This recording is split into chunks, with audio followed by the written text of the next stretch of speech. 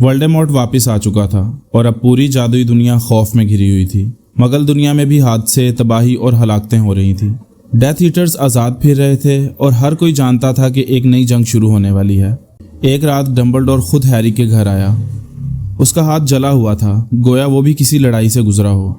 Dumbledore Harry को कहता है, वक्त आ गया है, हमें कुछ पुराने राज तलाश करने हैं। वो हैरी को अपने साथ एक जादूगर हॉरस स्लॉगन के पास ले जाता है। स्लॉगन पहले हॉगवर्ट्स में पोशन मास्टर रह चुका था, मगर वोल्डेमॉर्ट के साथ उसके कुछ पुरस्कार ताल्लुकात थे।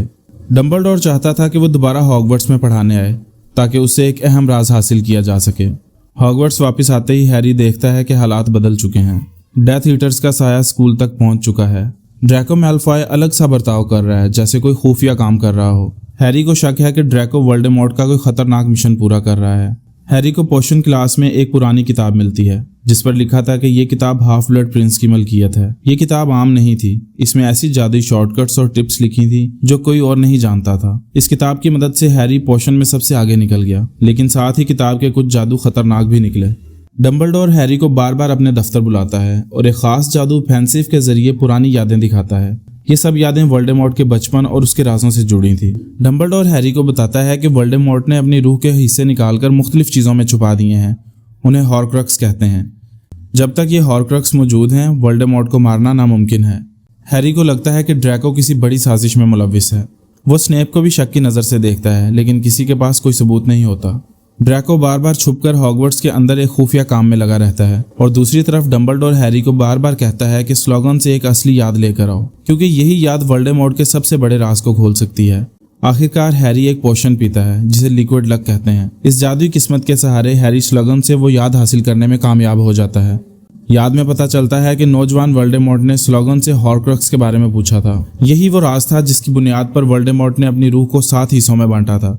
डंबलडोर हैरी को अपने साथ एक खुफिया मिशन पर ले जाता है। वो एक पुरस्कार गार में पहुंचते हैं जहां एक झागदार झील के बीच एक प्याली में पोशन रखा है और उस पोशन के नीचे स्टोन छुपा हुआ था। स्टोन को हासिल करने के लिए डंबलडोर वो जहर पीता है। वो तड़पता है, चीखता है, लेकिन आखिरकार वो पोशन पी लेता है। इस तरह वो स्टोन को हासिल कर लेते हैं। वो स्टोन एक हॉर्क्रक्स होता है, लेकिन ये सफ़र डंबलडोर को कमज़ोर कर देता है। जब वो हॉगवर्ट्स वापस आते हैं तो मालूम होता है कि स्कूल पर डेथ ईटर्स ने हमला कर दिया है। ड्रैको डार्क लॉर्ड के हुक्म पर डंबलडोर को मारने आता है, लेकिन उसके हाथ कांपने लगते हैं। वो हिम्मत नहीं कर पाता। उसी लम्हे स्नेप आता है और वही शख्स जिस पर सबको शक था वही डंबलडोर की तरफ बढ़ता है और एक जादुई मंत्र बोलकर डंबलडोर को हलाक कर देता है। पूरा हॉगवर्ट्स सदमे में डूब जाता है। हैरी गुस्से और दुख से टूट जाता है, लेकिन वो जानता है कि अब लड़ाई और मुश्किल हो गई है। डंबलडोर की मौत के बाद हॉगवर्ट्स मातम में डूब गया था।